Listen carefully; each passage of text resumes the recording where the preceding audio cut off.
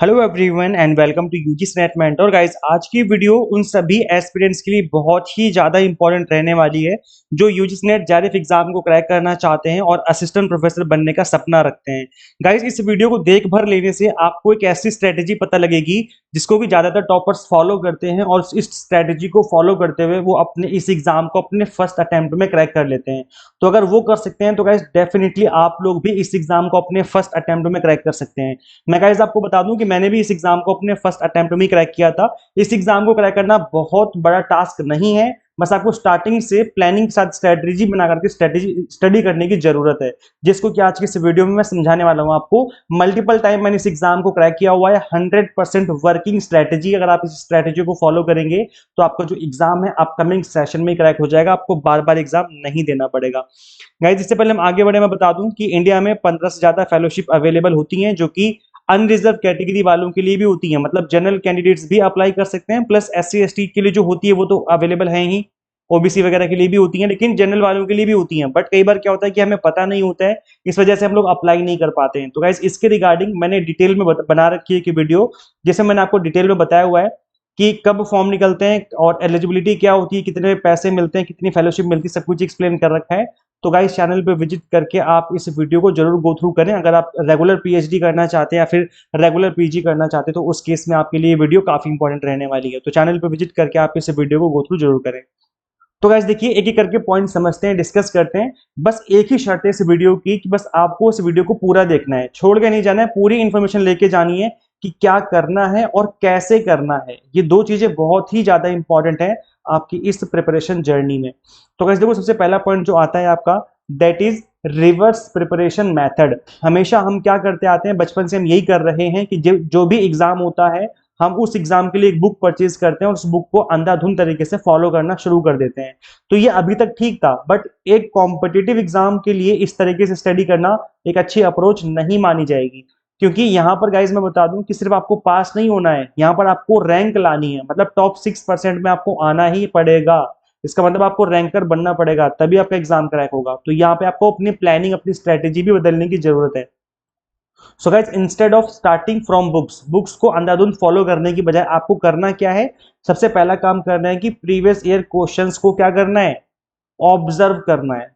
Observe करना है, पिछले 2-3 साल के पेपर्स को आप सिंपली ऑब्जर्व करिए। वहां से क्या पता चलेगा, पता चलेगा रिपीटेड कॉन्सेप्ट। कुछ टॉपिक ऐसे होते हैं जहां से हमेशा हर बार हर सेशन में क्वेश्चन बनते ही बनते हैं, कंफर्म है। जैसे मैं कुछ टॉपिक बता भी देता हूं आपको। फॉलिसी हो गया, हर टॉपिक एक ऐसा टॉपिक जो कि हर सेशन में पूछा जाता है। स्क्वायर ऑफ अपोजिशन हो गया, एक ऐसा टॉपिक जो कि हर सेशन में पूछा जाता है।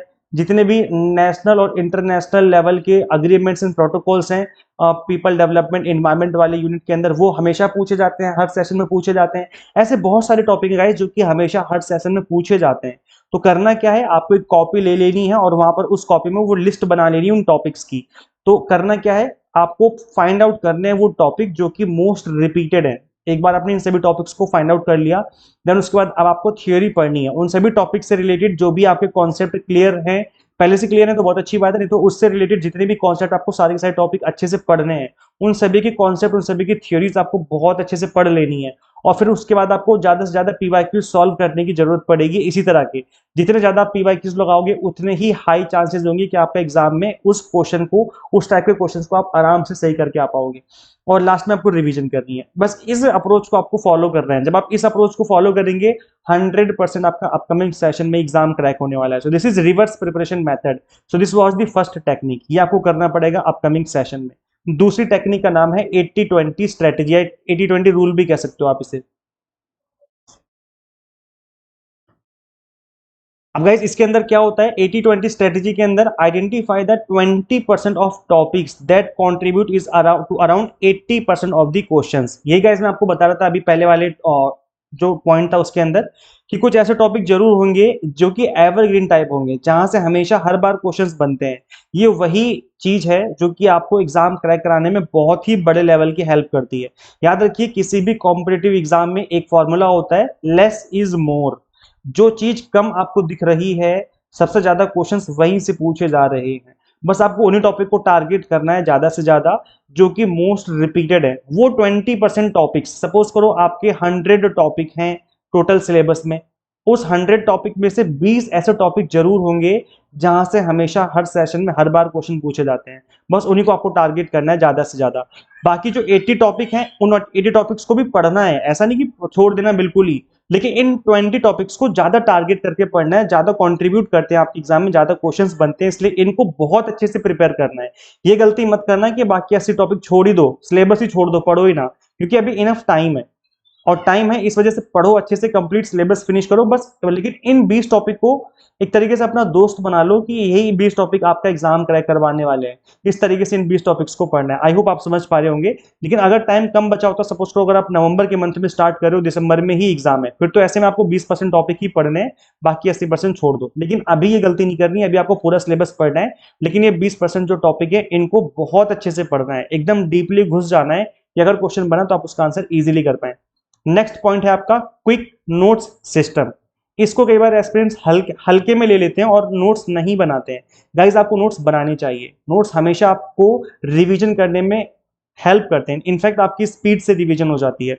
तो जो क्विक नोट्स होते हैं वो इस तरीके से होते हैं जो कि वन लाइनर की फॉर्मेट में होते हैं। ऐसा नहीं कि आप एकदम पूरे कॉपी भरने बैठ जाओ, ये गलती नहीं करनी, टाइम वेस्ट हो जाएगा आपका बहुत ज्यादा। हमेशा जो इंपॉर्टेंट फैक्ट है उनको नोट डाउन करो और आगे बढ़ जाओ, इस तरीके से आपको नोट्स बनाने हैं।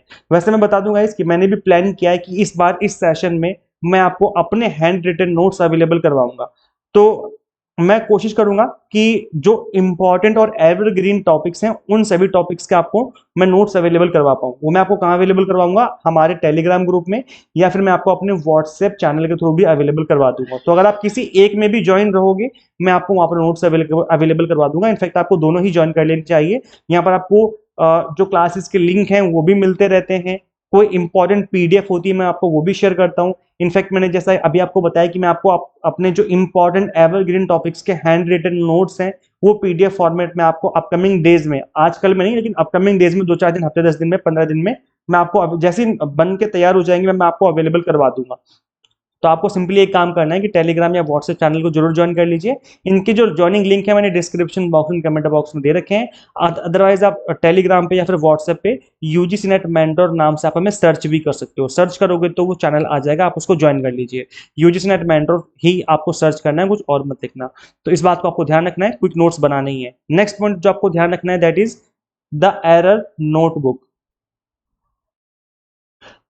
अब गाइस देखो यहाँ पे क्या करना है आपको कि एस्पिरेंट्स क्या करते हैं कि सेम गलती बार बार रिपीट करते हैं, सेम मिस्टेक को बार बार करते रहते हैं, फिर कहते हैं हमारा एग्जाम क्रैक नहीं हो रहा है।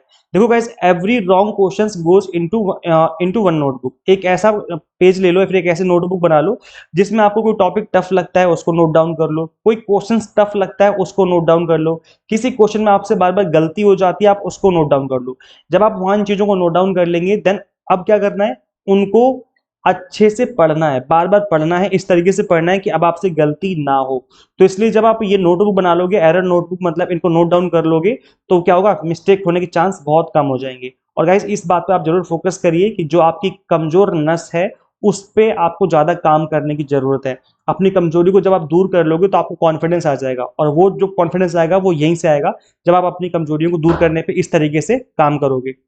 नेक्स्ट पॉइंट है गाइस आपका द 90-10 रूल एवरी डे। ये आपको डेली फॉलो करना है। दैट इज 90% टाइम आपको देना है डेली का अपनी स्टडी में, जो भी आप पढ़ रहे हो, जो आप थ्योरी पढ़ रहे हो, जो कॉन्सेप्ट पढ़ रहे हो उसमें, और जो बाकी 10% का टाइम है वो आपको रिवीजन में देना है। सपोज करो अगर आप 10 घंटे पढ़ रहे हो तो फिर ऐसे में आपको 8 से 9 घंटे आपको देना है न्यू टॉपिक में, और बाकी 1 से 2 घंटे आपको देने हैं अपने रिवीजन में।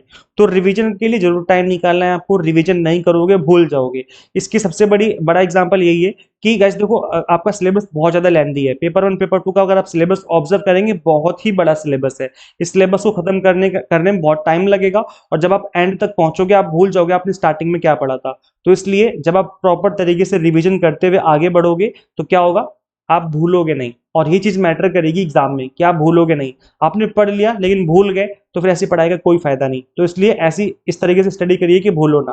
तो इसलिए रिवीजन करते रहिए हैंड टू हैंड। जब भी आप नेक्स्ट डे पढ़ने बैठो स्टार्टिंग में देख लो आधा घंटा 1 घंटा बैठ करके कि आपने पिछले दिन क्या पढ़ा था। तो इस तरीके से आप रिवीजन करते हुए पढ़ेंगे तो डेफिनेटली आपको चीजें लंबे टाइम तक याद रहने वाली हैं।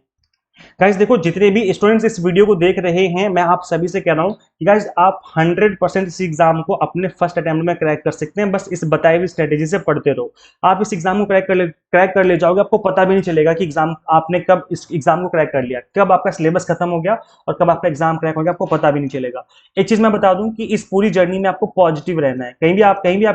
कहीं भी किसी भी स्टेज पे आपको नेगेटिविटी आए तो याद रखिए, आपने जो अपना सपना देखा है असिस्टेंट प्रोफेसर बनने का, उसकी जिम्मेदारी आपको ही उठानी पड़ेगी। कोई दूसरा बंदा आपकी हेल्प करने नहीं आने वाला। तो इसलिए पॉजिटिव रहिए इस चीज को सोचते हुए कि जो एक ही लाइफ मिली है, जो सपना देखा उसको पूरा करना है। और इस बात को सोचते हुए आपको पॉजिटिव रहते हुए स्टडी करना है। कमेंट सेक्शन में आपको दो चीजें करनी है। एक तो आप अपने सब्जेक्ट का नाम कमेंट कर दीजिए, मैं सब्जेक्ट स्पेसिफिक वीडियो बनाने की कोशिश करूंगा कि आपको प्लान बता सकूं आपके सब्जेक्ट का। और दूसरा आपको ये कमेंट करना है that I will do it, I will do it, मैं करूंगा इसको। ठीक है, इस बात को कमेंट करना है, इससे आपके अंदर एक पॉजिटिविटी आएगी। अब गाइस देखो, हमने आप सभी को पिछले सेशन में पढ़ाया भी था जून 2026 एग्जाम में, और उसमें काफी अच्छा फीडबैक मिला था। आप देखेंगे काफी सारे एस्पिरेंट्स का कहना था कि बहुत सारे क्वेश्चंस मैच कर रहे थे आपके वीडियो से। तो जो हमने पढ़ाया, जिस तरीके से पढ़ाया, वो चीजें एग्जाम में हमें देखने को मिली थी। और ऐसे एक बच्चे का नहीं, बहुत सारे एस्पिरेंट्स का कमेंट हमें जो फीडबैक था वो देखने को मिला था। देखो यहाँ पर बच्चे बता रहे थे कि जिन्होंने इनरोल किया था उनको बहुत ही इजी वे में सारी चीजें समझ में आ गई, सिंपल टिप्स इनको समझ में आ गई, ट्रिक्स के साथ चीजें समझाई हुई, सब कुछ इनको समझ में आया। और वहां से क्वेश्चंस भी एग्जाम में देखने को मिले थे। इनफैक्ट आप देखेंगे बहुत सारे क्वेश्चंस यहाँ पर बच्चे बता रहे थे कि 80% से ज्यादा चीजें जो है हमारे पढ़ाए हुए से आई थी।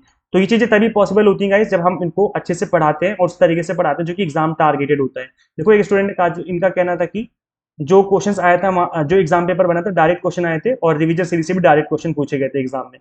तो इस चीज का आप लोग भी एडवांटेज ले सकते हैं। अपकमिंग सेशन में अगर आप तैयारी करना चाहते हो तो हमसे जुड़ करके अपनी जो तैयारी स्टार्ट कर सकते हैं। अभी मानसून ऑफर चल रहा है, मानसून ऑफर में आपको एक्स्ट्रा 20% का डिस्काउंट दिया जा रहा है। रेन 20 कूपन कोड अप्लाई करने पे जो आपकी फीस है वो 20% से रिड्यूस हो जाएगी।